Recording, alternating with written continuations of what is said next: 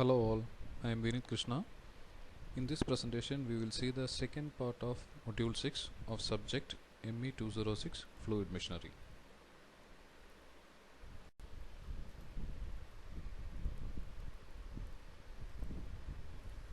Now here on this diagram you can see a vane compressor. It's a positive displacement compressor.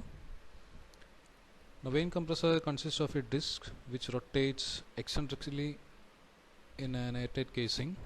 The disc contains many number of vanes. It has inlet and outlet port. A receiver is fitted to the outlet port.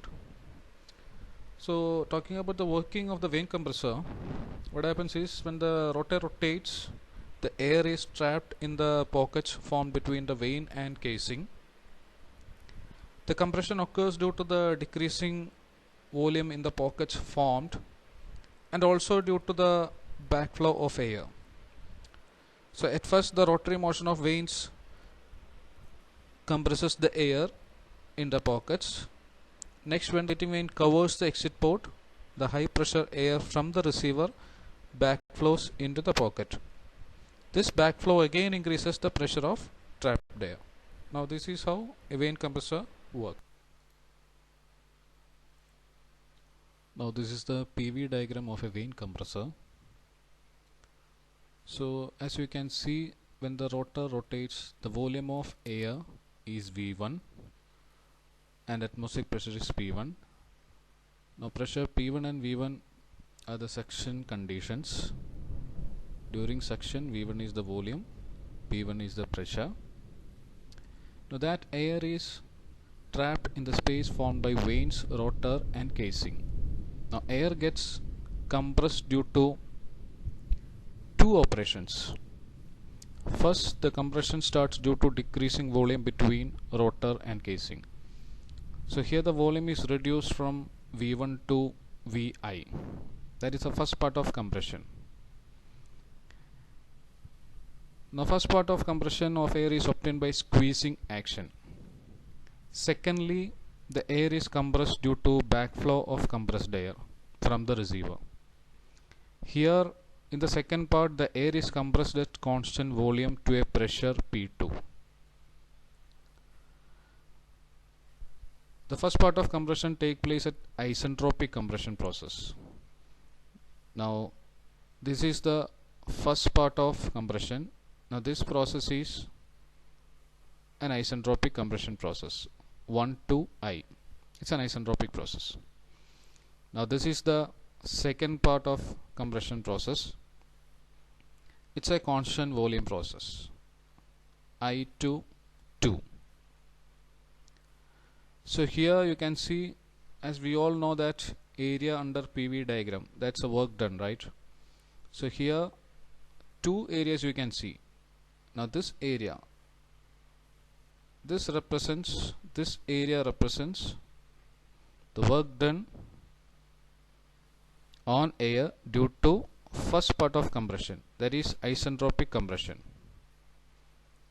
Now this is the second area under this PV diagram, this portion, this area. Now this represents the work done on air due to second part of compression, that is the constant volume process. That's the second part. So if you combine these two, you will get the total work done.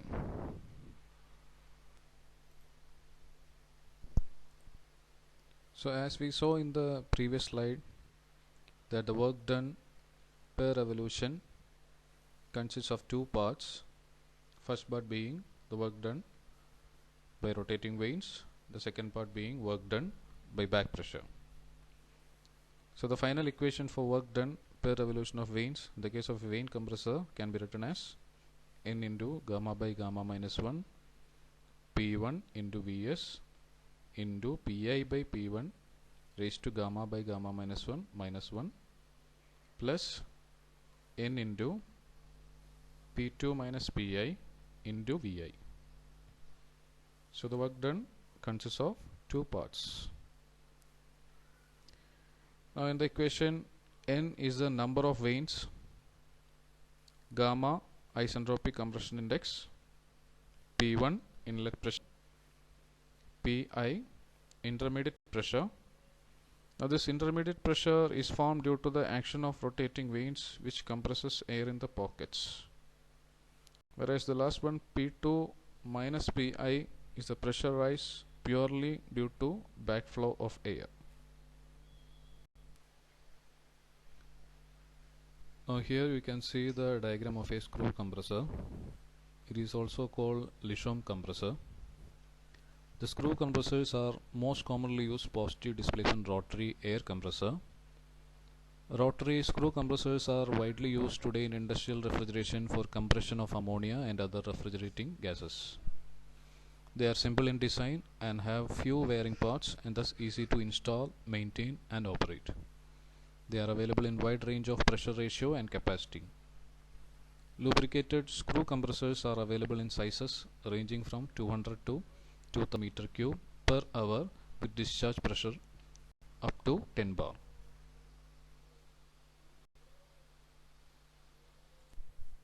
Now talking about the construction of a screw compressor.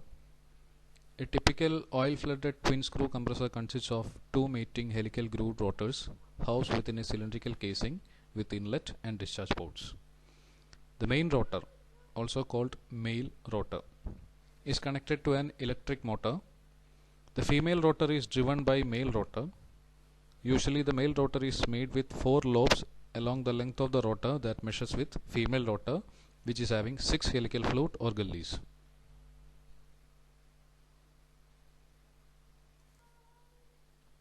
Now the working of screw compressor. As rotors rotate, the air is drawn through the inlet port to fill the space between the male lobe and female flute.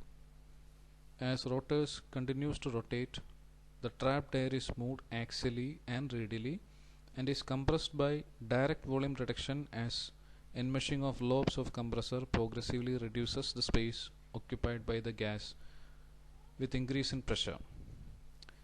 So the compression of air continues until the inner lobe space communicates with discharge port in the casing.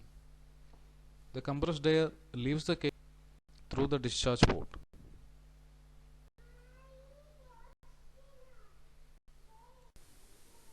Slip and slip factor.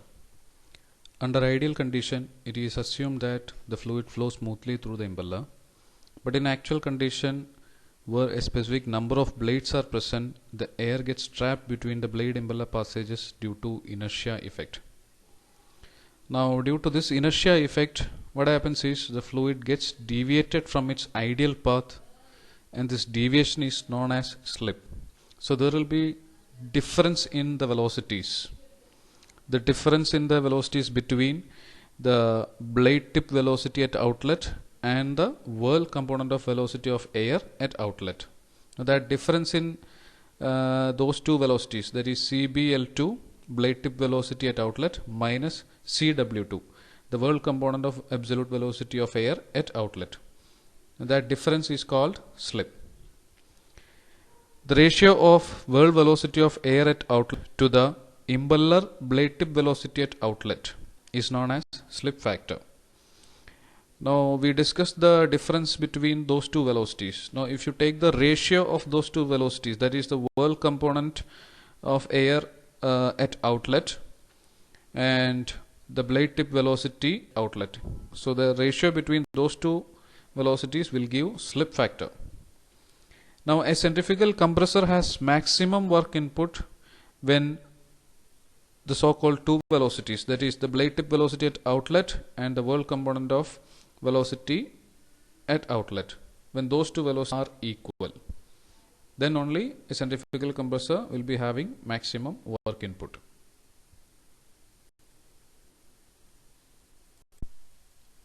Work factor and pressure coefficient. Work factor or power input factor is the ratio between actual work to theoretical work. That is phi W equal to Cp into T02 minus T01 divided by Cw2 into Cbl2.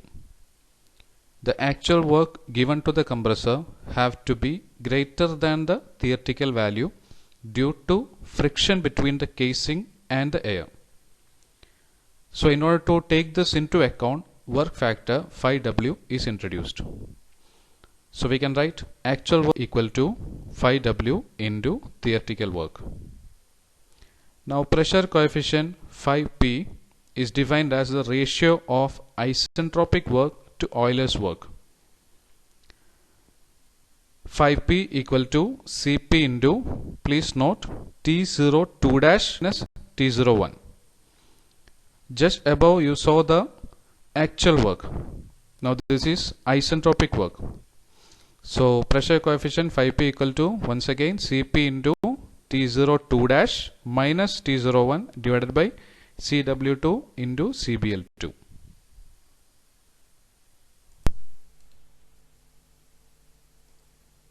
Next we will study about axial flow compressor. In axial flow compressor, the air flows throughout the compressor in a direction parallel to the axis of rotation of the machine, and air is continuously compressed. Axial flow compressors are aerofoil based rotary compressors. The compressor blades are made in aerofoil section based on aerodynamic theory. The rotor of an axial compressor is also made aerodynamic in shape. The several rows of aerofoil blades are used to achieve large pressure rise in the compressor. The axial flow compressors are generally multi-stage compressors. Each stage can give a pressure ratio of 1.2 to 1.3. The axial flow compressors are suitable for higher pressure ratios and are generally more efficient than centrifugal compressors. They are widely used in gas turbine plants and small power stations. They are also used in industrial applications such as blast furnace air, large volume air separation plants, and propane dehydrogenation. They are also used to boost the power of automotive reciprocating engines by compressing the intake air. Now, talking about the construction of an axial flow air compressor. Now, looking at this figure itself, you can see that it consists of adjacent rows of moving blades, or also called rotor blades, and fixed blades, also called stator blades. Now the rows of moving blades are mounted on the rotating drum.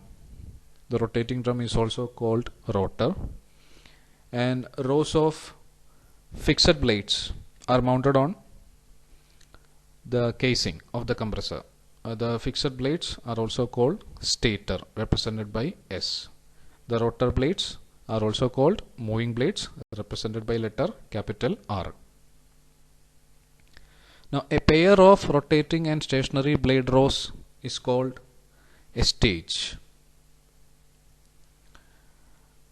The moving blades are imparting kinetic energy into the fluid, and the fixed blades convert a part of kinetic energy of the fluid into pressure energy through diffusion process carried out in the diverging blade passage. The fixed blades also guide and redirect the fluid into the next stage of moving blades without any shock, so the fixed vanes are also called guide vanes. The annular area for airflow is gradually reduced from the inlet to the outlet of the compressor, and this is to keep the flow velocity constant throughout the compressor. The blades are made in aerofoil section to reduce the losses due to shock, turbulence, and boundary separation. The rotor of an axial compressor is all made in aerodynamic shape. Now let's talk about the working of the same, working of an axial flow compressor. The work input to the rotor shaft is transferred by moving blades to the air, thus accelerating the airflow. The moving blades are so arranged that the gap between the blades form diverging passages or diffuser passages, and hence the velocity of air relative to the blades are decreased as air passes through them, and results into increase in pressure, and there is increase in pressure and temperature. That's all. The air is then further diffused in the stator blades, that is fixed blades, which are also arranged to form diverging passages or diffuser passages. The fixer plates also guide the air to flow at an angle for smooth entry to next row of moving blades, that is second stage. It is usual to have a relatively large number of stages, from 5 to 14 stages have been used.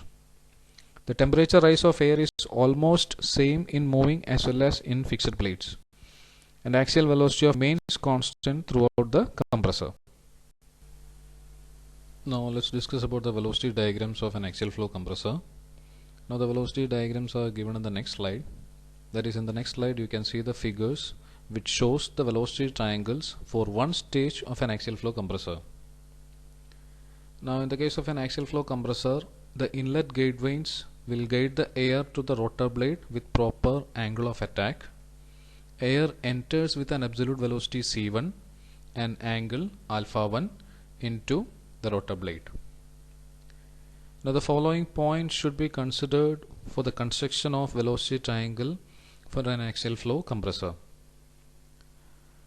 Now all the angles are measured from the axial direction. Now the first point is in connection with blade velocity. Now the blade velocity at inlet CBL1 and the blade velocity at outlet CBL2, they should be same. That is, the blade velocity remains the same.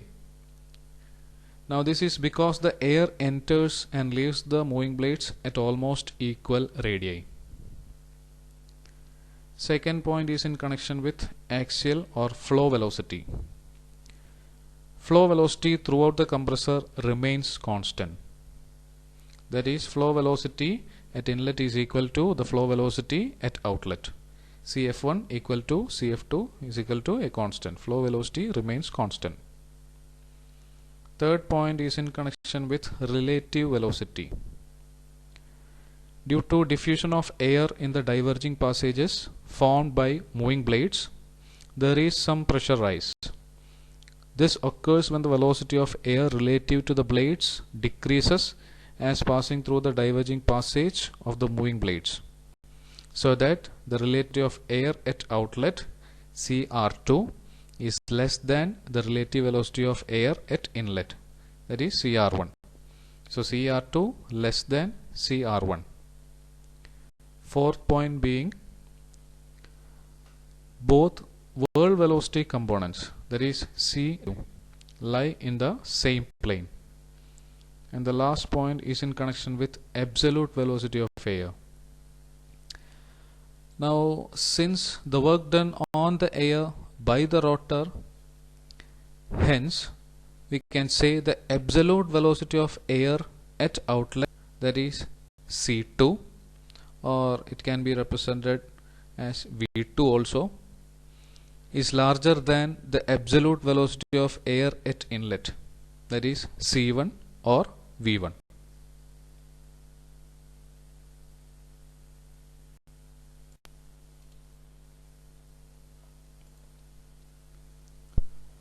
Now here you can see the velocity diagrams of an axial flow compressor. Inlet velocity triangle, outlet velocity triangle. Now talking about the inlet velocity triangle, you can see that air approaches the rotor blade with absolute velocity V1 at an angle alpha 1 with axial direction. The relative velocity VR1 of air with respect to moving blade is obtained by vector sum of absolute velocity of air, that is V1, and tangential velocity of blade U. I hope you remember that we used to represent the velocity components with alphabet C, but in this velocity diagram we can see that the velocity components are being represented by the alphabet V. There is no other change. The only thing is, instead of V, we used to use C for representing velocity. But here, instead of CR1, we have VR1. Instead of C1, we have V1. Instead of CF1, we have VF1. Instead of CW1 we have VW1. Similarly, in the case of outlet velocity triangle. So I wanted to remind you all that during this. Okay, so here you can see the relative velocity component VR1 as an inclination beta 1 with the axial direction. Now similarly we can explain the outlet velocity triangle also, that is the velocity components and angles. But if you observe, you can see that due to diffusion in the diverging passages which formed by the moving blades, the relative velocity of air at outlet, that is VR2 or CR2, is less than the relative velocity of air at inlet, that is VR2 is less than VR1, or we can say CR2 is less than CR1. Also there is one more point.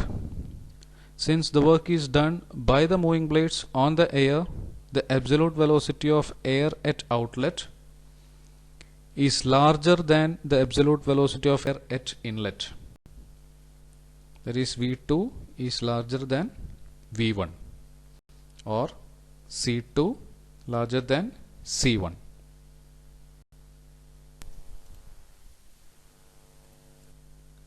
Now I would like to remind you all again that we can use alphabet C as well as alphabet V to represent various velocity components. Now in the previous slide you all saw the velocity diagrams of an axial flow compressor. There the alphabet used to represent various velocity components was V. Now here in this slide again we are going to use alphabet C to represent all the velocity components. So from what you saw in the previous slide, we saw the inlet velocity triangle in the previous slide. So with the help of that inlet velocity triangle, what you saw in the previous slide, we can write tan alpha 1 equal to CW1 divided by CF1. We can rearrange that equation to write CW1 equal to CF1 into tan alpha 1, which we name it as equation A. Similarly, from the same inlet velocity triangle, we can write tan beta 1 equal to CBL1 minus CW1 divided by CF1. That we can rearrange and we can write CW1 equal to CBL1 minus CF1 into tan beta 1, which we name it as equation B. Similarly, from the outlet velocity triangle which you saw in the previous slide, we can write tan alpha 2 equal to CW2 divided by CF2. Also we can write CW2 equal to CF2 into tan alpha 2, which we name it as equation C. So in this slide we obtained three equations: equation A, equation B and equation C. Now from outlet velocity triangle we can also write tan beta 2 equal to CBL2 minus CW2 divided by CF2, which we can rearrange to obtain CW2 equal to CBL2 minus CF2 into tan beta 2, which we name it as equation D. So right now we have four equations: equation A, equation B, equation C from the previous slide, and from this slide equation D. Now if you observe those four equations, you can write like this: equation A plus equation D, which is nothing but CW1 plus CW2, is equal to equation B plus equation C, which is again CW1 plus CW2. So substituting for equation A, equation D, equation B and equation C, we can obtain this large equation, and then you can reduce it into this form, because we know that CF1 equal to CF2 equal to CF, which is a constant. The flow component remains the same, the flow velocity components remains the same throughout the compressor, as well as we can also write CBL1 equal to CBL2 equal to CB1, that is the blade velocity at inlet and outlet, that also remains the same throughout the compressor. so that we can write Cf into tan alpha 1 minus tan beta 2 is equal to Cf into tan alpha 2 minus tan beta 1, which we can rearrange and write the final equation tan alpha 1 plus tan beta 1 equal to tan alpha 2 plus tan beta 2. Now this equation we can as equation number 1. With this, I believe the second part of module 6 of subject ME 206 fluid machinery we can conclude here. The rest of the topics you can see in the third part of module 6 of subject ME 206 fluid machinery. Thank you all.